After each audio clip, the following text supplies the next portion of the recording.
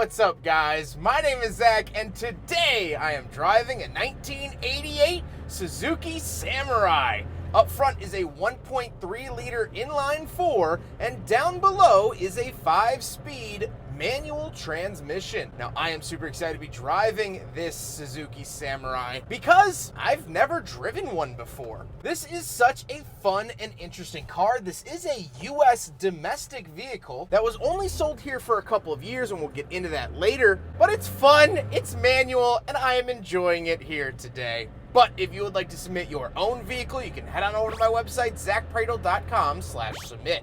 It's a quick and easy submission form. It takes under a minute to fill out, and I come out to you.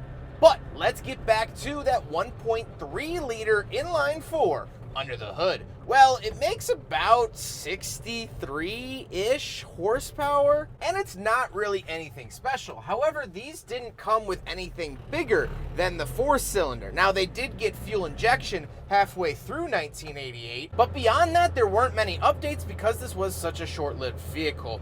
Like I said, paired to it is a 5-speed manual transmission, and it is absolutely delightful to shift. It's very clicky, it's very notchy into gear. The clutch is so incredibly light. It's just easy, easy, easy all the way around, and that's what I really love. I love Japanese vehicles and how they shift. I think Toyota did it well, I think Mazda did it well, I think Honda did it well, and of course Suzuki did it well too. Last but not least, of course, the Suzuki Samurai is 4-wheel drive, and we'll talk about how to select that a little bit later on. How does it feel to drive a Suzuki Samurai?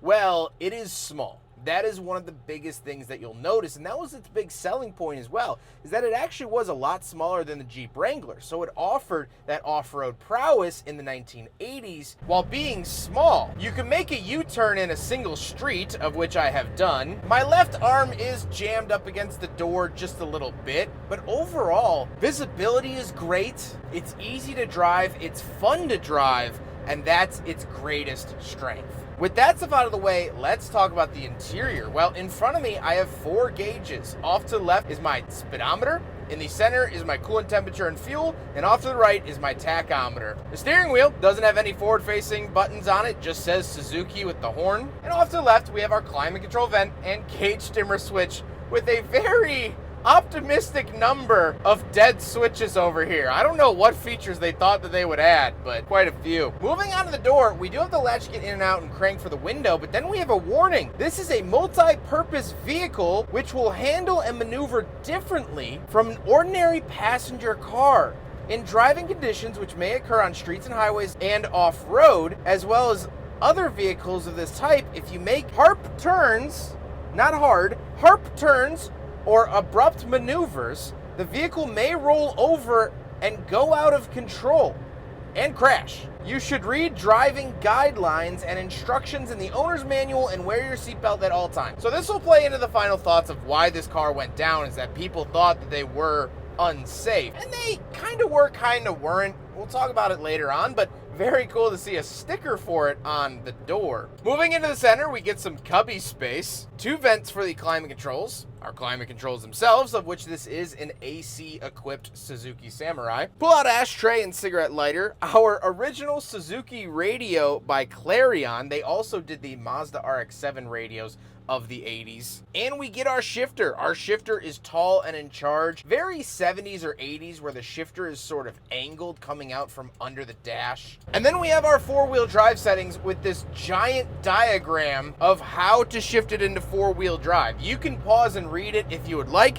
Tons of information, but really cool to see that. Then of course we do have our parking brake and no cup holders, so unfortunately, yet very predictably, right off the bat, it fails the big friggin' bottle test. The seats are actually decently comfortable. Although I said I am sort of being jammed up against the door, the seating position isn't great. The actual seats themselves are pretty comfortable, and I really enjoy it. They're also more active lifestyle seats. They are this sort of sporty leather, so I would have no problem cleaning them off after getting them muddy and taking a trail. However, speaking of seats, we do have back seats. So let's go do a backseat review. All right, the owner Zoe gave me advice to not do a backseat review. She doesn't know me as well as she thinks she knows me, because I'm gonna do it anyway. Yeah. All right. Apologies for any potential flashing of the camera, in which I did. We're in the back of a Suzuki Samurai. Now, this rear cap does come off, and I'll show video footage of it here. This is a solid, I believe, fiberglass top. I'm not 100% sure what it's made out of. And there's so many aftermarket ones online that it's hard to figure out what the original ones were. But this is a top. You could also get a rag top or like a soft top that would go up here and like kind of zip and clip on. This is the hard top. This is very desirable. But once we are back here, we do have grab handles on the inside. We have this roll bar, which is very nice to see as well. Honestly, the space back here, if the seat was moved back up, it would be a little bit more of an issue. But if the passenger's nice and scoots up a little bit, which I also wouldn't recommend because there's no airbags, but you can make it work is my final point. I remember my dad told me that back in the late 80s, his family actually rented one of these and they drove across the desert in the Southwest and stopped at Death Valley and all this stuff. So it's definitely a possibility that you can fit people back here. Should you? No, but you can. And so that's a big perk. Let's hop out and take a look at whatever tiny little trunk that we have, and then we'll talk about the looks. All right, around the back of the Suzuki Samurai, we have a little handle in here. You sort of press that and pull it out like that. And then you can pull this up for the rear hardtop. Obviously, well, first of all, these struts don't really want to work anymore. Obviously, not a whole lot of cargo space. As a matter of fact, no cargo space. No cargo space for you, no cargo space for me. So that's that, but that's how it all works. And then you turn this, and then you close this, and then you call it a day. Now we gotta talk about the looks. And I, of course, love the look of the Suzuki Samurai. I think it's so cute and nimble, and in terms of off-road vehicles, it's one of the most adorable. But it still had that capability of going off-road, and it could hang with the big boys. And so actually in 1987, the year before this vehicle, they outsold the Jeep Wrangler 2-1. Now, there should be a little asterisk with that. The Jeep Wrangler was going through its own thing. AMC had just been acquired by Chrysler, blah, blah, blah. But statistically and on paper and in reality, this sold more than the Jeep Wrangler. So what happened? Why did it get such a short life if it sold so well and if it's so fun to drive? Well, that sticker on the door should be your first indication.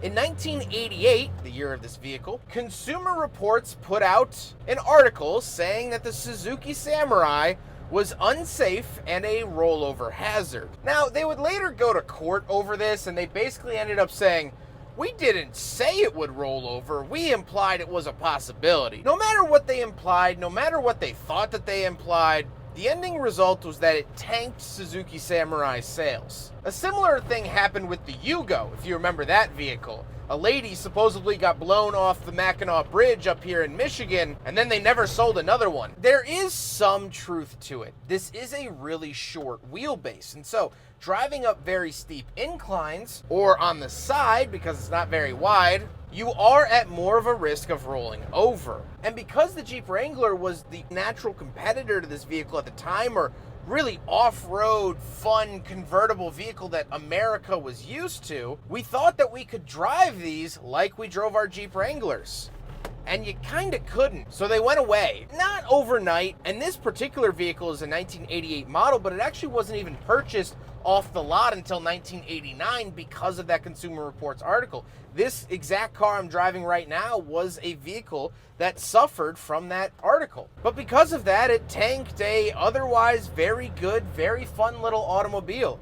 I am really enjoying my time here in the Samurai. I think it's cute. I think it drives great. I think it's fun. And I don't really know what else you need beyond that. I hope you guys enjoyed the video. Huge thank you to Zoe for letting me take out her Suzuki Samurai. We've been trying to set up this video for a long, long time. Zoe has been absolutely wonderful to work with. I appreciate her very, very much. And of course, fitting me into her busy schedule. But I hope you guys enjoyed the video. Don't forget to rate the video, comment on the video, and subscribe if you really liked it.